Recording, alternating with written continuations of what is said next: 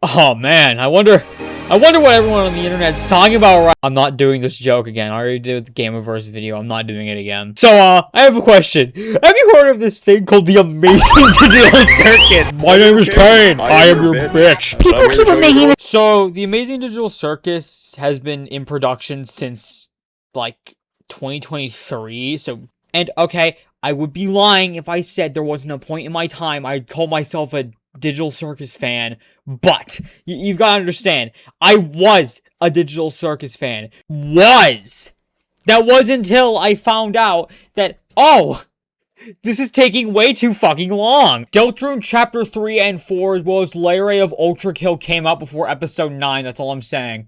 And, okay, yes, animation does take a long time, and yes, with how high quality this was, yeah, it was gonna take a long time, but I'm still gonna bitch about it. Anyways, I watched episode 9 on my iPad and not in theaters because I'm not that much of a loser, and also I don't care. I'm not paying money to watch the Digital Circus in theaters. Why would I watch it in theaters if I could wait a couple weeks and watch it on YouTube for free? If they made a fucking Kane popcorn bucket, then maybe I'd consider. So, you know what?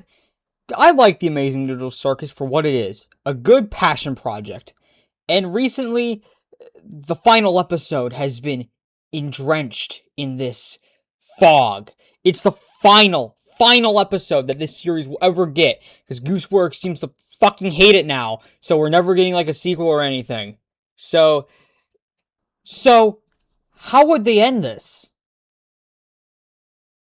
What if they made a movie all about the worst character of the show? Oh no. Gooseworks, like, tweeted, or someone asked Gooseworks, like, a long time ago, like, would the Digital Circus have a good or a bad ending, or a mix of both? And they replied with this. Like, to leave it up in the air.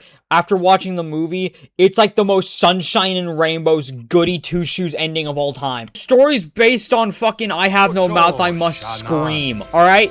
The good ending in that book is literally, like, all but one of the cast dying, and the one guy that survived gets turned into this thing until the death of the universe, alright?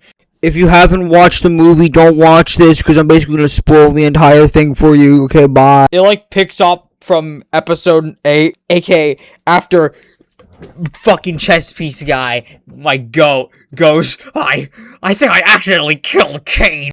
Holy bazooka. Anyways, then Jax starts crashing out, and you have no idea how much I wanted this motherfucker to start going, congratulations! Wait, Sybil just swore. The reason why he's crashing out is because Kinger reveals that they are neural scans.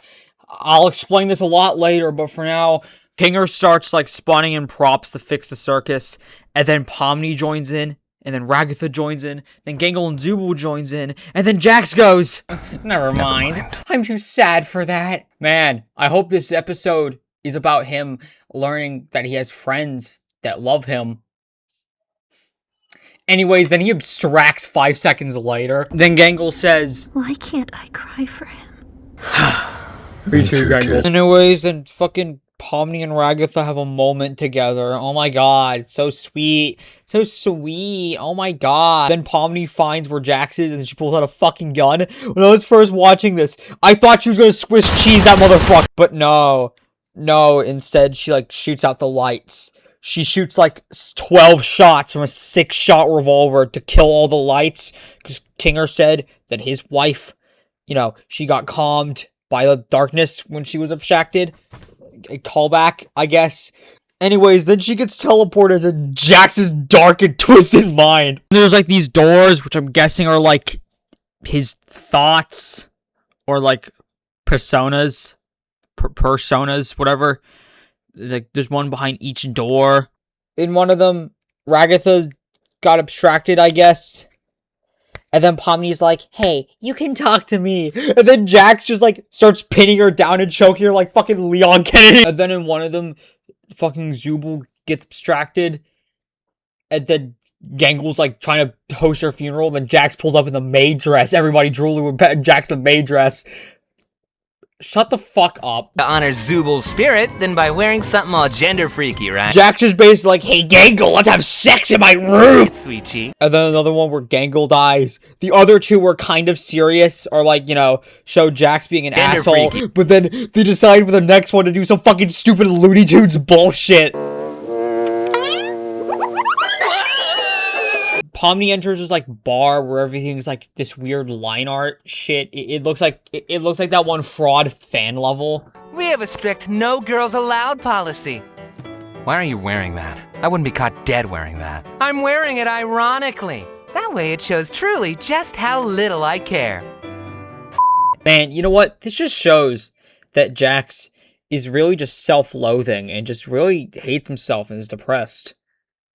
Wait, what the fuck did he just say? That's not reality, though. Oh boy, why does that matter? They basically just bully Pomni, and then she throws a bottle at one of them, he fucking disintegrates, and then the rest just disintegrate. Fucking piano, Jax gives her a key, and then he fucking disintegrates. She opens the door, and then we truly get to see the glimpse into Charlie Kirk's dark and twisted mind.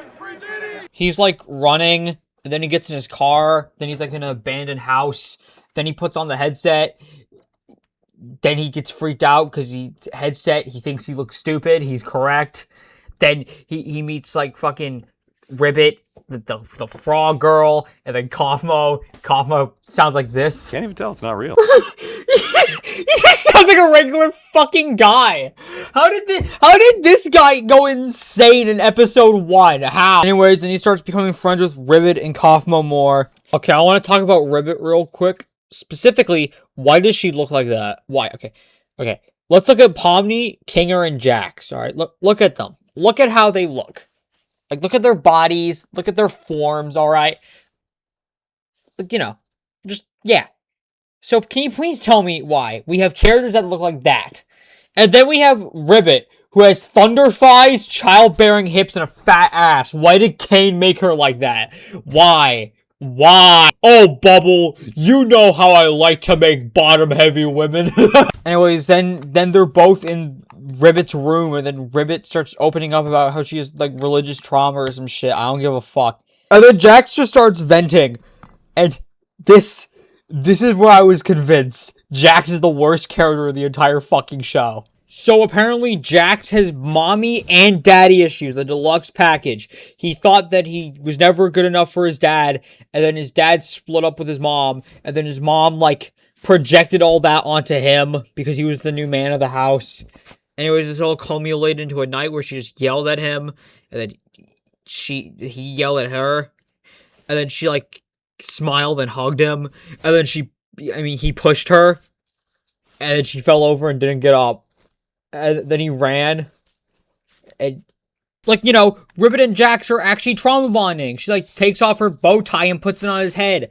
And then, you know, they're trauma bonding. It's actually kind of sweet. And then, can you please tell me why Jax immediately gets up and goes, okay, let's never talk about this again. And then, after that, proceeds to not talk to her since, and basically just ignores her until they go to fucking the mountaintops of the giants, where then they have a giant argument.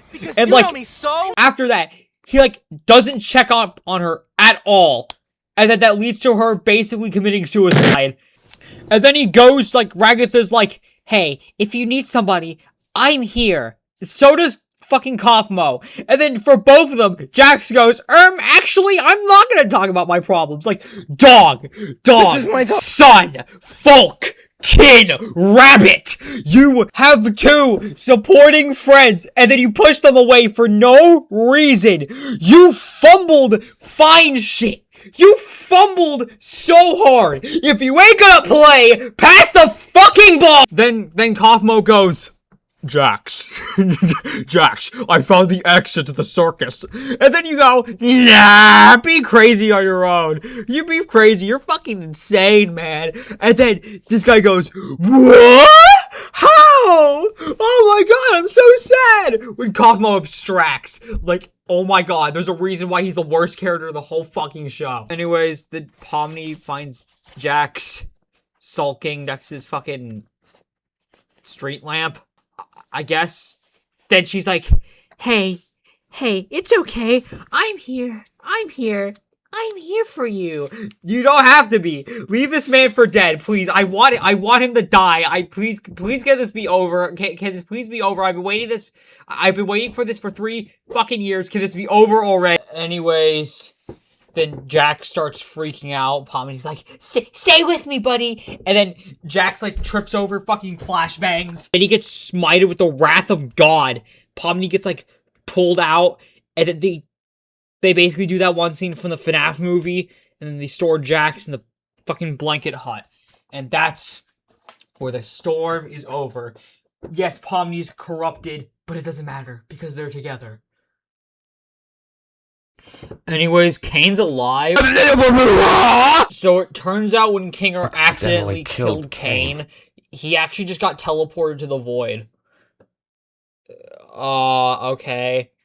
He kind of just, like, laments and floats in the void until he finds a door. Anyways, then he like imbues himself with blue, and then he like flies faster until he can't fly anymore. Then he starts running, then he gets to an edge, and then he starts placing blocks and then cylinders and then cones and then blocks and then cylinders and then spheres and then cylinders and then blocks and then cylinders, until he gets like blocked by a wall. He breaks it, then he gets zapped by the door, and then he manages to actually open the files, where then he finds those neural scans. Okay, so I'll explain the neural scans now. Basically, the people that we've been following this entire time aren't the same people that put on the headset. Or they are, but they aren't. Basically, when they put on the headset, it scanned their brain, made a copy of their consciousness, and then put it into the circus. So basically, what I'm saying is that there is 2 people now. There are the people that, like, put on the headset, and then there's the people that got transported into the circus. The people who put on the headset probably took off the headset and lived their normal lives, and then left their neural scanned version into the circus. So basically, they split into 2. But they also didn't. One just got copied and pasted. Basically, that's basically what happened. It makes sense, but it also fucking doesn't. Anyways, then he finds out the names of all the people who've entered the circus, and then he just starts, like, he finds a search engine, and he just starts looking through their fucking Instagrams. The fucking, Pomni, the digital circus, the Pomni real life person has an Instagram. That's all you need to know. Oh no, Kane separated the blue from him, the Abel, oh no. Anyways, then he goes to the circus. He cures Pomni over abstraction thingy, whatever it is. And then he's like, listen guys, I know you don't trust me, but I've made this sick ass TikTok I want to show you guys. He starts like showing them like a video of their real selves lives. It's like, you know, it's so sweet and cute. It's like, you know, oh, Gangle's in graphic design, Zubul owns a bar, Pomni does urban exploring, Kinger has a wife and 2 children. Jax is, he's actually well off, and so is Ragatha. She's separated from her mother, her abusive mother. I want to see the thick frog again. Kane goes, we can make this place better. What do you say, Abigail Brooks? And then she goes like, Abigail is living her best life, but in here, I'm Pomni. Anyways, then it's like a montage of like them having fun and shit. They put all the extraction guys into aquarium. I actually like this scene. It actually looks nice. I like it. This show surprises me sometimes. Then it's like the scene, like the ending scene from the first episode, but Pomni doesn't make a meme face anymore. And then like credits roll, and it's like them having adventures and shit. You know, happy endings. Then it shows Gangle and Zubul fucking. And then, like, it shows the real-life counterparts getting onto a bus, and then it ends. What the fuck was all that? Okay, I'm lying. I actually liked this. I actually liked it. But I feel like I liked it a lot more because, like, the series is finally ending. And, like, you know, this is the last bit of Digital Circus we'll ever get. Because, again, Gooseworks fucking hates this. But again, why did Gooseworks allude to it being a bad ending? the ending is literally everybody's happy in the circus. That's not a bad ending. Who cares they're stuck? They're having, like, their best lives. What the fucking goosebumps. And, you know, Glitch actually did some good work. And Glitch has actually come really, really far. Like, episode 1 of Murder Drones was fucking mocabbed, and the final episode looked peak as fuck. I don't want to glaze Glitch too much. I mean, these are the same people that made Pomni Labubu's, but I have to give them their flowers. All right, that's pretty much it. No, that's literally all I have to say. It was fine.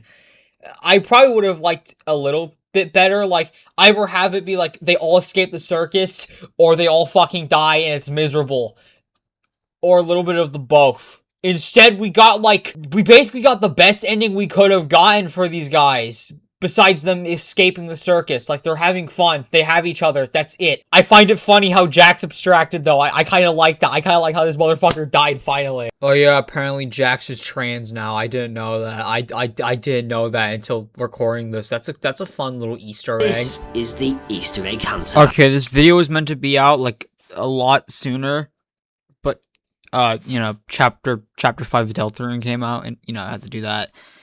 You know, beat that, you know, fight Hatsune Miku, you know, just the usual stuff. Anyways, what's my takeaway from all this?